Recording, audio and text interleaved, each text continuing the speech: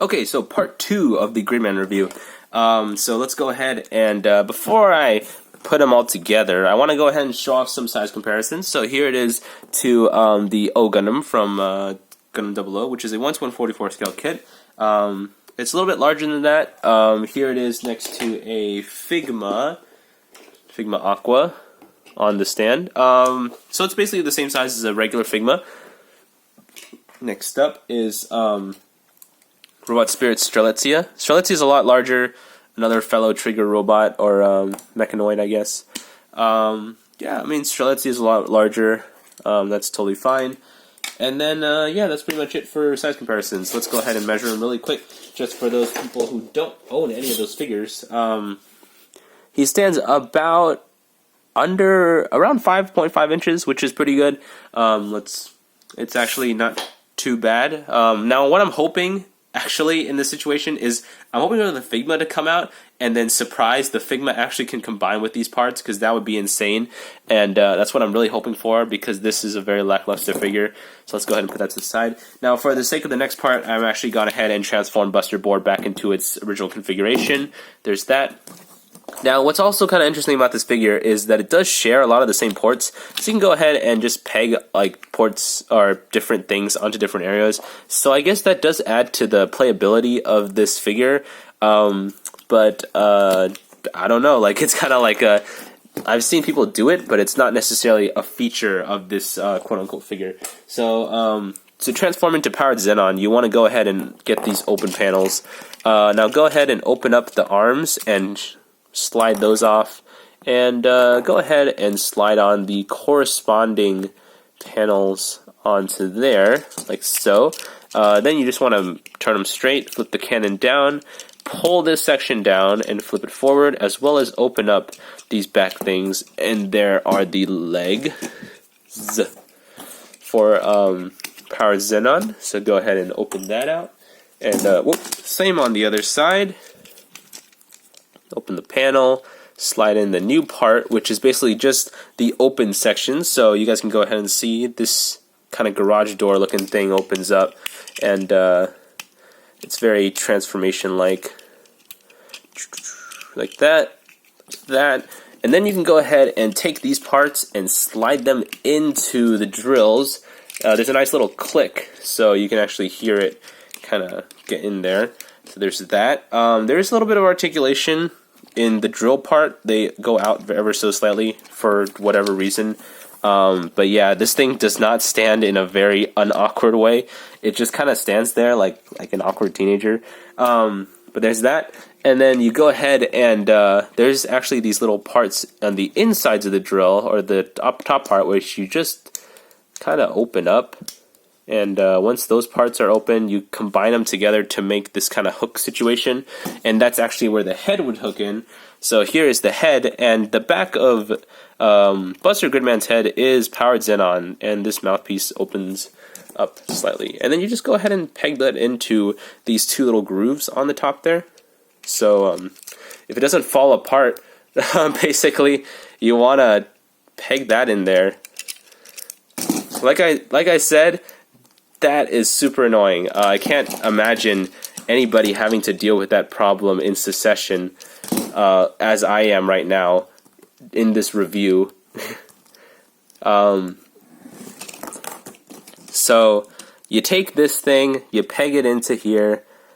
Let's hope that this works this time. Alright, cool, it worked. So there's the head. And next you want to move on to the arms, where you just kind of unhook it from this configuration, push it up like that. Same on the other side. Flip out these pegs from the back of the legs, and those will form the arms of Powered Xenon. So there is the war god himself. Now the next part is kind of funny. You basically take this stand, so there's this component with this head as well as this opposite adapter. You peg it into the base. Now this stand is only for Powered Xenon because there are two corresponding there are two corresponding pegs on the back, and those peg into that right there. And there is no other way to actually combine the powered Xenon fully because the next part actually requires you to use the peg on the stand, which I will demonstrate here. For this part, which is the flying portion, you just go ahead and just take out the longer peg, which is the second peg, and peg that into the back, like so, and that forms the backpack. And you can go ahead and take this head part and peg it back on the top, that way that's there. And let's go ahead and try this one more time before I rip my eyes out. There's that. So there is the War God Xenon. So there he is next to Gridman. And then, before I forget, this is the Gridman caliber. Lift that out. Go ahead and push or open up this middle section to reveal the axe part.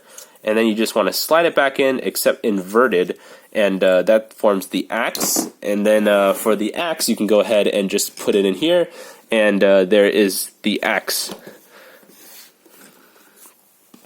Now, there you go. So basically, as you can see, it just kind of stands there. There isn't really much articulation other than the arms, which kind of go back and forth. I'm not sure what that was. I don't know why it keeps falling apart on me right now. But the arms, they just rotate up and down. But as you can see, the sword really doesn't hold anywhere. The hands themselves are on mini ball joints, so that's actually pretty solid. The head doesn't move at all. It's just kind of on there or off there, however it feels like. The legs, like I said, move out a little bit, and they also bend at this angle. That way, if you really want to get a cool pose out of it, you can kind of check that out. Kind of cool. Kind of a cool situation there going on.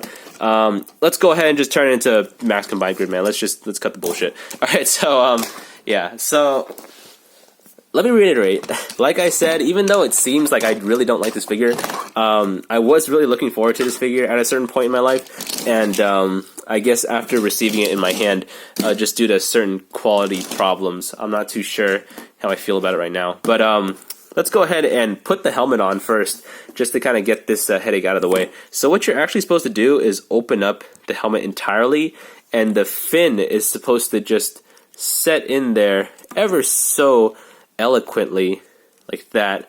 And that is supposed to be the end of all my problems and my student debt. So go ahead and flip out the horn. So there's the head.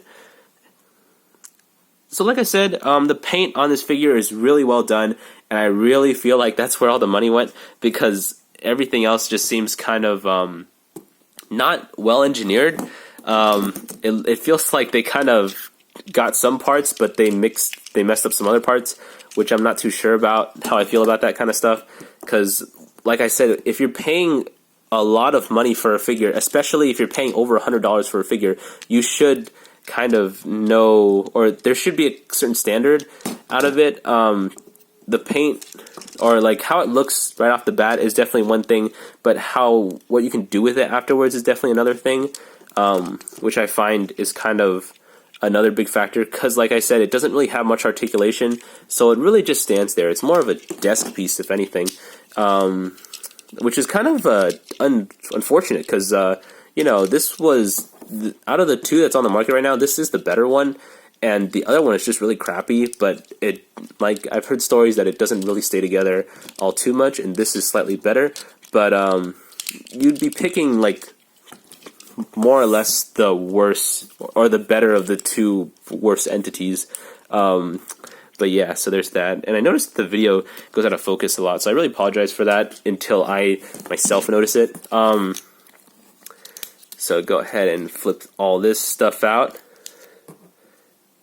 And then, before I forget, flip that in, rotate this out, so like that. Oh, also, these parts right here are stickers, and that's it for stickers on this part. So you want to go ahead and this configuration again.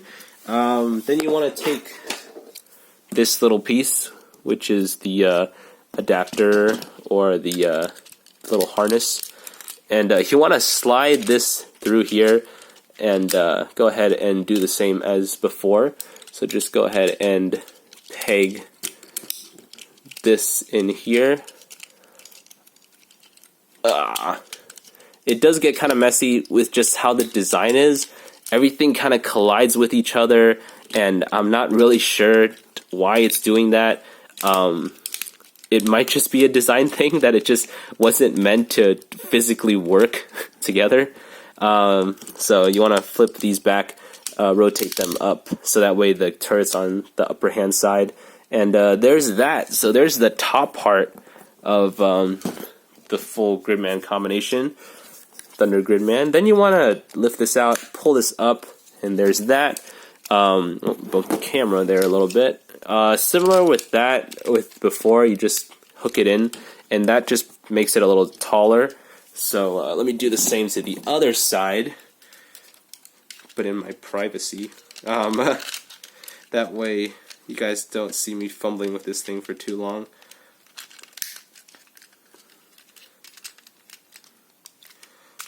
Alrighty then, so there's that. The final part is just to go ahead and wait for that to fall apart on you. Just kidding. You want to take this. I believe this just hooks onto here somehow. The helmets are all supposed to hook onto the full combination on their own in a certain way. I just leave them off because I just don't want to mess with them. They actually don't really stay in all that well. So then you want to fold these forward, because this actually forms the front skirts of Max Combined Gridman, or Thunder Gridman, and that's actually kind of clever. I actually like that a lot. So you want to go ahead and pull out the long peg as well as the short peg on the back of the Sky Vitter little shuttle part, and those will actually peg into the back of Gridman. And then you want to fold the wings over his crotch area to form, like I said, the front skirt. And there's that. He doesn't really need a stand, which is kind of cool. But wait, here's the kicker. So this is the part that's super annoying. I think this just might be my copy. So you pull this out. Here's the sword. You can go ahead and put the sword in his hand. The sword is light enough, so you don't really have to worry about it kind of coming out of the articulated hand or the closed fist hand. But there's that. Here's the kicker. So you're supposed to be able, let me see. All right, so you're just supposed to be able to lift out this little red peg right here in the chest. Let me bring it real close for you guys to see.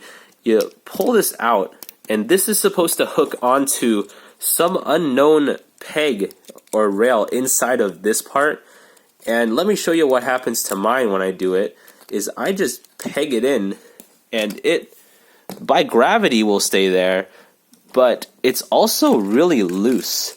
Like, really loose. Like, I'm not even sure how to explain why this thing is so floppy. Like, it doesn't really feel secure at all.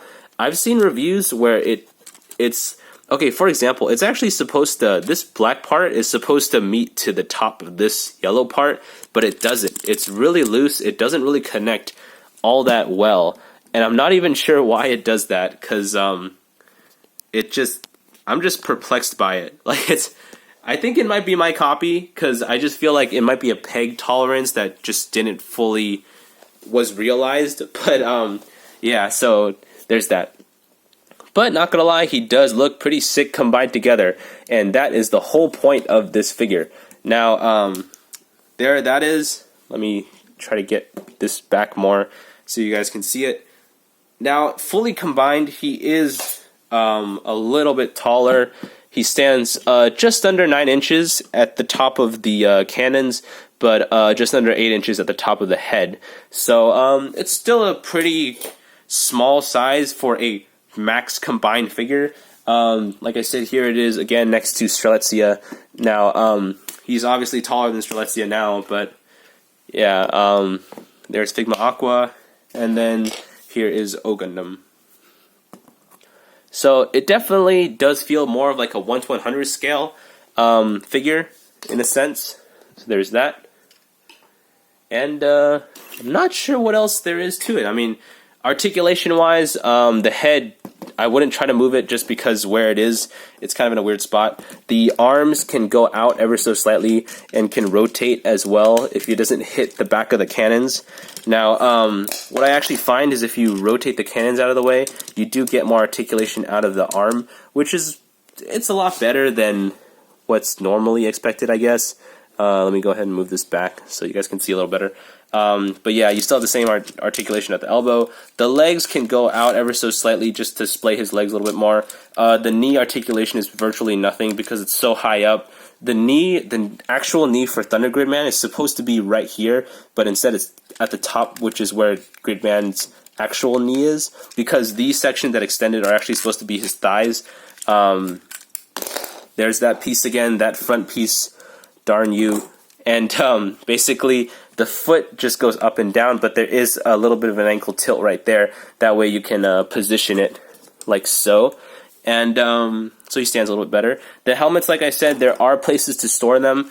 You can go ahead and store them back here. So there's a panel that opens up on the Skyviter, and you can go ahead and you're supposed to be able to hook this helmet onto here, like so. I think it's just like that, or like this.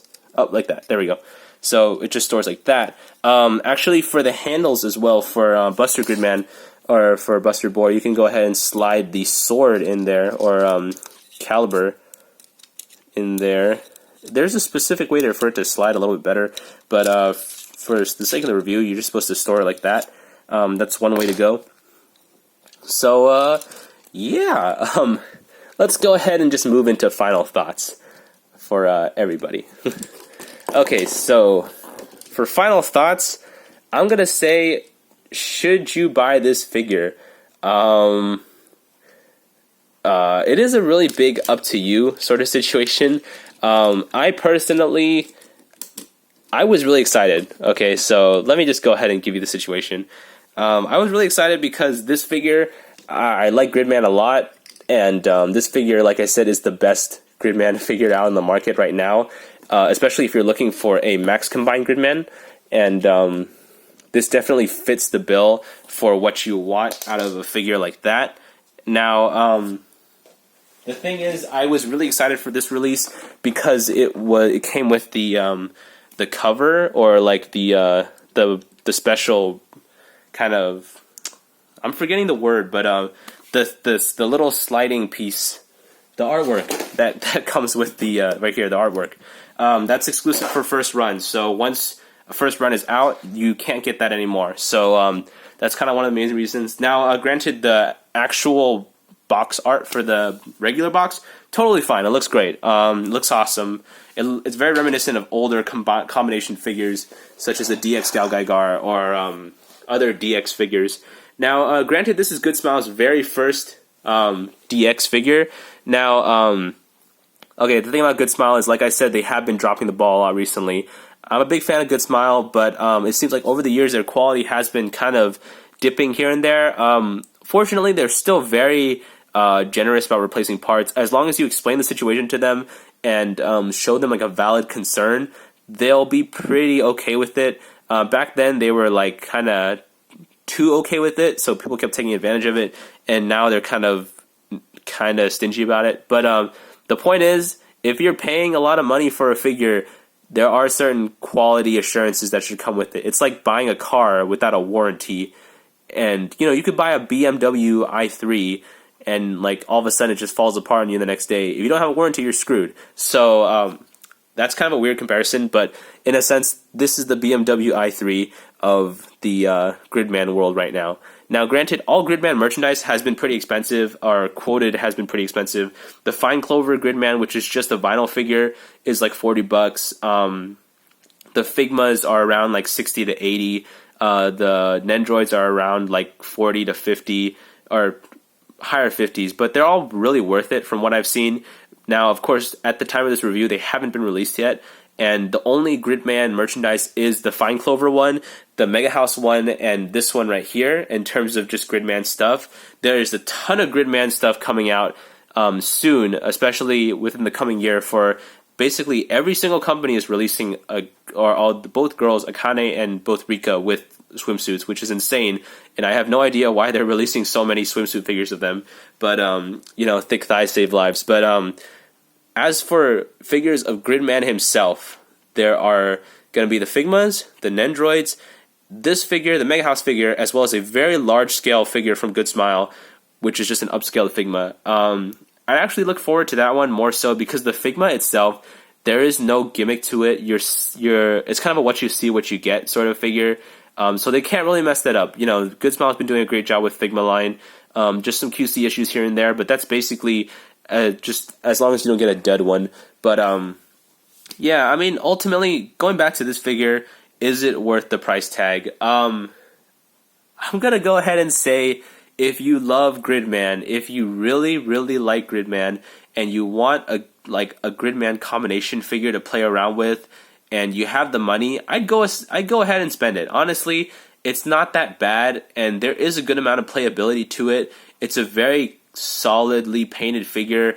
There's a lot of stickers that you got to put on there, but it's not super distracting. Like, you can see the parts on the legs, the red and yellow stripes, as well as the parts on the arms. They actually blend in with the figure pretty well, so I'm actually not too bummed about the stickers. So yeah, I mean, putting them on was kind of annoying, but you know, it kind of added to the experience. Also, the fact that you get to build the hands, that's actually kind of fun. I kind of enjoyed that portion.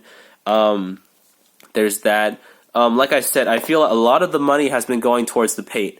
I feel like if this was a slightly less painted figure, it would, or like a slightly less premium painted figure. I say quote unquote premium because a lot of the silvers here are really well done silvers, and I feel like whenever they put silver on a figure, it always costs like a lot, like extra. For example, the Figma Mordred from Fate Apocrypha, a lot of it is silver, and the price on it is really crazy, and I just don't know how else to explain it. But I feel like a lot of the money is going towards that, and more or less, like, that's totally fine. I don't mind that, but the fact is, when you're paying over $100 for a figure like this, it should be a lot better engineered. B, it should not have as many QC issues, especially with this chest piece, which just comes off way too easily. I think, like I said, I think that might be a dud for mine because I've seen other people's reviews and no one's had that problem so far. But yeah, like I said, if you like Gridman a lot, definitely pick this up. If you're more on the fence and you want to just get a Gridman figure that doesn't combine, doesn't do anything except just be cool and play around with it, get the Figma, get the large scale one. Honestly, that's probably the best bet, or the Nendroid even. This one is just a little bit too finicky for me to really recommend to casual people. As you can see, like, I'm shaking it, and there's a lot of parts just like flipping and flopping around. But yeah, I mean, that's basically it for this review. Honestly, I hope you guys enjoyed it. I just wanted to put it out there just so you guys know up front what's up with this figure.